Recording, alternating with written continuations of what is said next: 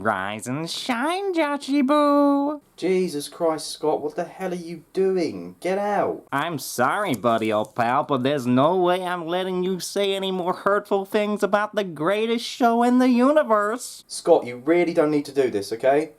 Oh, but I do!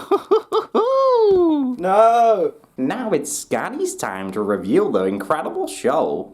Hey, YouTuberinos, it's me, Scotty Magnificent Gimple. Let's talk about my incredible show, The World Beyond. A show so groundbreaking that people are only disliking it because their brains can't comprehend my pure genius. Excuse me, Joshy Josh, why are you interrupting me when I'm making the greatest video on the interweb of all time? Scott, I told you you didn't have to do this because I actually liked the episode.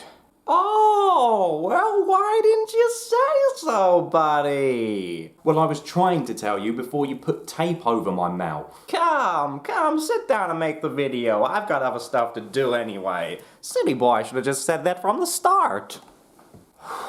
Bloody idiot. Hello everyone and welcome. In this video I'm sharing my thoughts on The Walking Dead World Beyond second episode. As always is the norm with all my videos, I won't be holding back on any spoilers, so please do keep that in mind.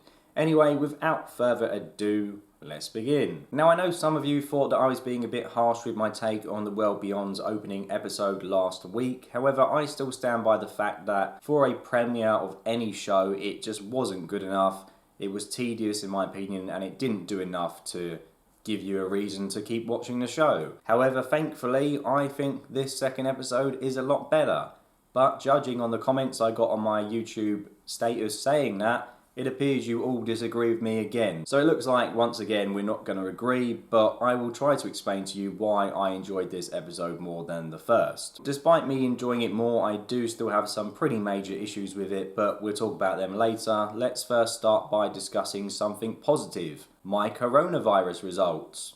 Yes, this is an official letter from the NHS. Budget cuts now mean they write it down on a piece of paper instead of sending you a printed document, which isn't very good, admittedly, but there you go. Proof that I have coronavirus. Oh dear. Stuff actually happens this episode, and who would have thought that having the characters do things rather than just sit around would make for more compelling TV? It quickly becomes apparent that this group are absolutely atrocious when dealing with the undead. Iris comes into a walker pretty early on, who I think is impaled on a fence or something like that, and all she has to do is literally stab it in the head. But she makes a right meal of that and instead ends up rugby tackling it down into some ditch, and even when it's there in the ditch, she still can't kill it. So yeah, they're not very good at dealing with walkers at all. Now I understand that a lot of people are frustrated by this. I mean, I've looked at the reviews on Amazon for this second episode, and a lot of them do mention how they feel that the characters are idiots for not being able to kill walkers. And whilst I can understand that because we're used to seeing characters like Michonne chop up the undead with ease, I do think that's a bit harsh because let's remember these characters have never gone outside their community before. This is the first time they've had to fight the undead, so I think it would be dumber if they went outside and then turned into sudden killing machines. You know, they have to start somewhere. Even the most hardened characters in The Walking Dead, I'm sure that they didn't just one day walk outside and started killing walkers with ease. I'm sure most of them struggled with their first one. So I think we need to give these characters a bit more patience because I don't think it's fair to sort of compare them to characters in The Walking Dead and Fear the Walking Dead who've been fighting the undead for years. And it becomes something of a running joke throughout this episode that this group are so incompetent with dealing with the undead. I mean, there's one scene when they're in a treehouse and there's a walker walking around circling it downstairs, and they decide that the best way to kill it would be to drop a bowling ball in its head. Now, I'm sure in The Walking Dead or Fear the Walking Dead, characters would just do that with ease and we'd have this cool death, but they drop the bowling ball down and it caves half the walker's head in, but it still survives and is still walking around. And there's another scene later on which actually did make me laugh, in which Elton is face to face with a walker and he panics and sprays some spray paint in its face. Now, if that was Rick, he would have done something cool like get the bottle and bash it in the walker's brain and kill it, but These kids aren't cool. They are unexperienced people who can't deal with the undead. And for me, that's kind of endearing, although of course I understand why people are getting frustrated with it. But like I said, I don't think it would make sense for these characters who'd never been outside before just to go around killing walkers with ease. I will say though that the scene immediately before Elton spray painted the walker in which bees came out of a walker's mouth, I'm not sure whether that was brilliant or one of the dumbest things on all of the Walking Dead shows. I don't know. I mean, seeing it just made me think of the Pain in Metal Gear Solid 3, who's like a dumb villain who could control bees. I don't know why that popped into my head, but I just had flashbacks to fighting him.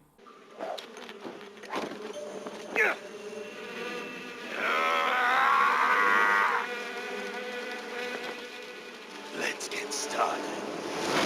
Moving on, the group encounter a giant tire fireplace on their travels, which just so happens to be blocking the route to Iris and Hope's dad. Now they decide that they have to go through it because it seems like characters in all the Walking Dead media only like travelling in straight lines. I mean, it reminded me of The Walking Dead in Season 5, in which Glenn decided that he just had to go through this dark tunnel full of walkers because he wouldn't go round for some reason. He just had to go through it, which nearly resulted in him and Tara dying. To be fair, the characters on this show do say that if they took a detour, they would be captured, so they have to go through the TIE fire to get away quickly, which kind of makes sense, I guess. I mean, it's not the best explanation, but I'll let it slide. It's then quickly explained that the tire fire, or the bog as the characters like to call it, is the reason why the university campus that we saw in the first episode was safe for so long. Iris explains that the flames from the fire were attracting walkers, and then the noise from the walkers that were already there was then attracting more walkers, and so on and so forth, and that's why they've never had the undead knock at their door. Unfortunately, this really irritated me because it came off as an answer to a question that I don't think needed asking. I mean, it reminded me of the Season 6 premiere in which Rick and Morgan stumble across a quarry which is full of walkers, and then Rick says, "Oh, this is why the walkers haven't attacked Alexandria, because they're all in this quarry." And I didn't need that explanation then. I don't need it now either. As far as we're led to believe, walker herds are rare events. I mean, we've only had a couple of them occur in all three main shows, so I don't think it's unreasonable then to just expect that perhaps the university and Alexandria in the main show were just lucky enough not to come into contact with a herd. I mean, sure, they might have had the odd walker come, but they could have taken care of that. So yeah, I don't like this explanation. I mean, maybe this is just me, because I hated the whole quarry scenario in Season 6 of The Walking Dead, and I hate how this is explained again here. Like, it seems to be an oversimplification of things in my mind. Oh, they're all in this location, so that's why they never attacked us. Like, it just seems like an easy answer that I don't really need. But, I mean, maybe that's just me, because like I said, I hated the quarry in Season 6, and I hate this explanation as well. I did think it was a bit dumb that these characters, who are so terrible at dealing with walkers, thought they could get through the bog unscathed. However, I'm glad that Hope actually pointed that out in a conversation and said, you know, we've nearly died from a couple of walkers already, so how are we going to get through this? However, it wouldn't make for an interesting show if the characters just took the easy route, would it? And I think Iris says that they can just outrun the walkers anyway, so that's why they're so confident of getting through it. Now, there have been many situations in The Walking Dead and Fear the Walking Dead where characters have been surrounded by walkers, and I've just thought to myself, hang on, why aren't they running away? The walkers aren't that quick. So I'm actually glad that these characters just consider running a viable strategy, because you don't have to fight every walker. You can just run past them, they're not quick. So I'm actually glad that a show's finally pointed that out. And there are flashbacks to Felix teaching people at the university how to survive the undead, and basically he focuses on evasion and getting away from the walkers and dodging them, running, so at least there is precedent for the kids using this tactic. And these classes actually reminded me of the characters teaching other characters in Attack on Titan how to kill the Titans. It just made me think back to that, and obviously there's parallels with the community in Attack on Titan being behind a wall and these characters as well. So it reminded me of that, except Attack on Titan is a lot better. So watch Attack on Titan if you haven't already. Even if you don't like anime, watch it. It's a good show. Anyway, the characters make it through the bog, or at least they do, because behind the gate they are trying to get to is an even bigger yard with another fire in it and more walkers in it.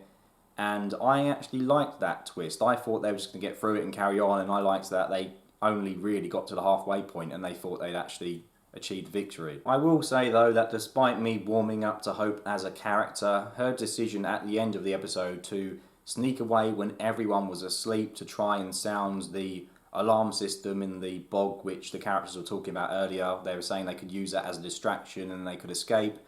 That was incredibly dumb, because why do that when everyone's asleep? Now everyone's going to wake up to this alarm, they're not going to know what's going on, they're going to be completely unprepared. I mean, if she was adamant she wanted to do that, why not just say to them, look, I'm going to do this, you can't stop me, I'm going to do it and you guys can escape. Now she's done it in the middle of the night when they're all going to wake up, startled, not know what's going on, and it's just dumb. It's just dumb. I don't like it. And I'm also actually surprised that this group fell asleep in the bog anyway, because when they were chatting earlier, there was ash falling down on their faces, and it doesn't seem to be a very healthy environment to go asleep in, so perhaps these other three characters won't wake up. They'll just die from smoke inhalation, and then the rest of the series will just follow Hope.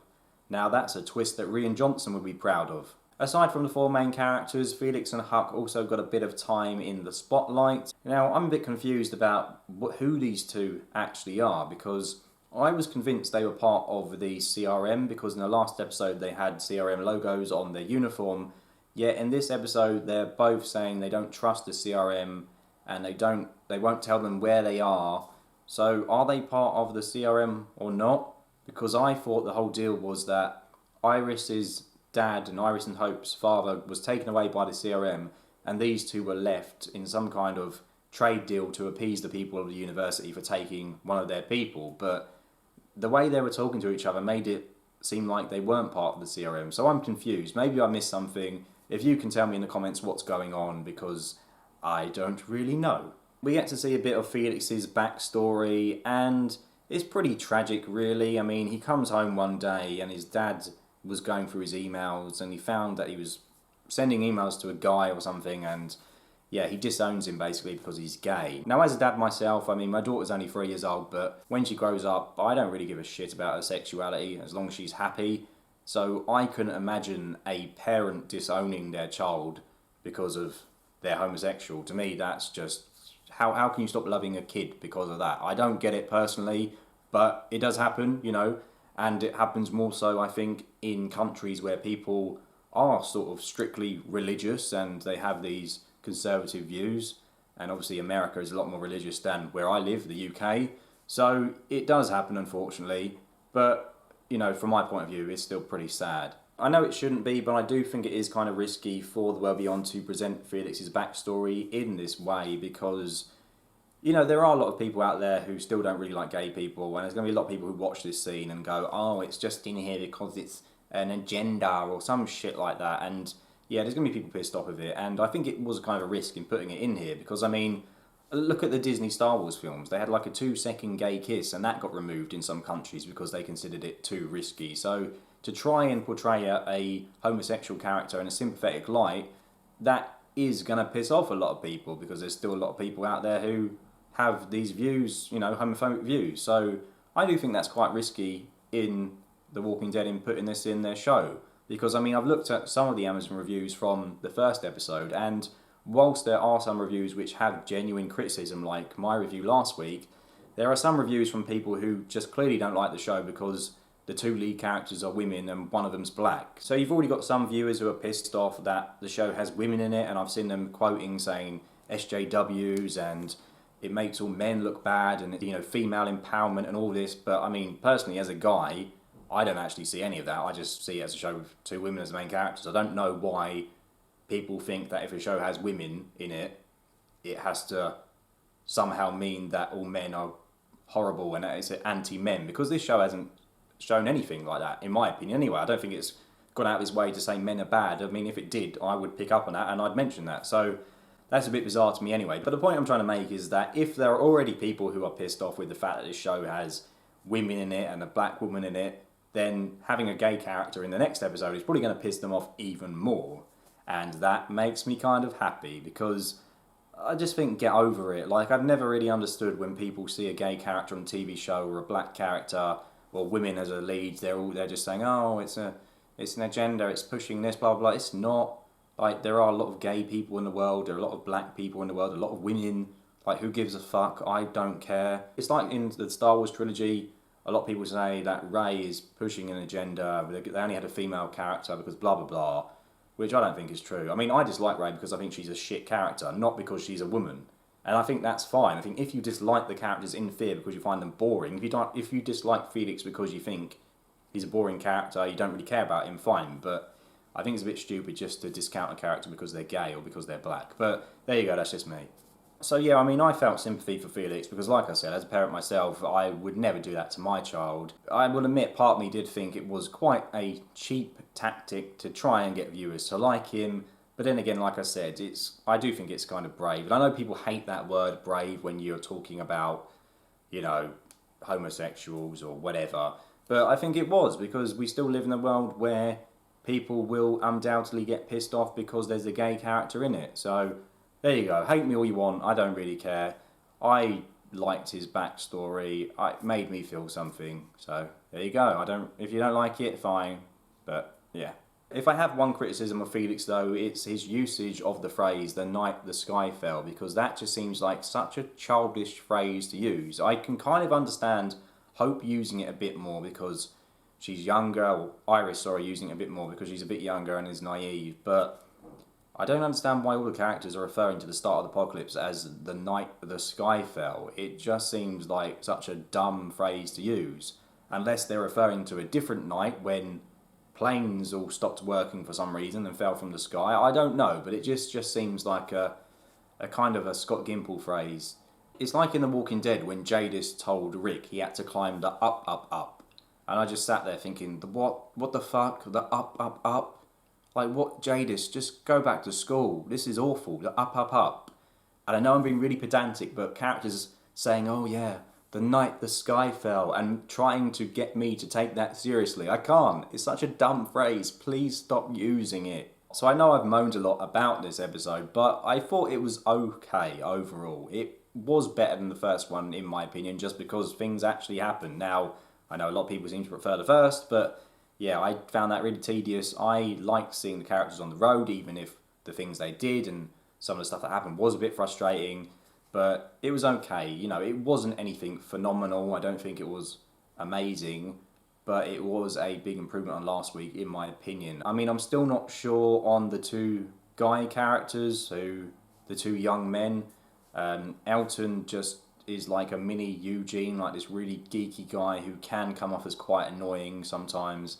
And I don't even know what this guy's name is. I mean, he seems harmless enough, but there's not really any reason for me to care about him at this moment in time. So hopefully they do improve as the season progresses. But I mean, I thought it was okay. I thought last week's episode was an absolute train wreck. So for this to be bearable for me to actually think it was alright, yeah, that's quite a shock. That's a big improvement for me, and hopefully it can carry on. So let me know, what do you think about this episode? Did you dislike it more than the first? Do you take issue with anything that I've said about the female characters or about Felix or whatever? Because at the end of the day, I still want to encourage debate, even if you don't agree with me, even if you do feel that there is an agenda or whatever you think. I mean, I don't agree with that personally, but if you do feel like that, then yeah, go ahead and tell me. I always welcome discussion about whatever. So just let me know in the comments below. So yeah, let me know what you think. Before I go, people keep asking me about The Boys, and I did do a review of the first season. It was like a video of me recommending it ages ago, when season 1 came out, and I will do something about season 2. I will do a review covering my thoughts on the season as a whole. It won't detail everything that happened because I haven't been taking notes as I've been watching it or anything like that. I've just been watching it because I enjoy the show, but I will do something on The Boys soon, so keep an eye out for that because people keep asking me about it. And yeah, that's about it. So take care and see you all soon. Bye.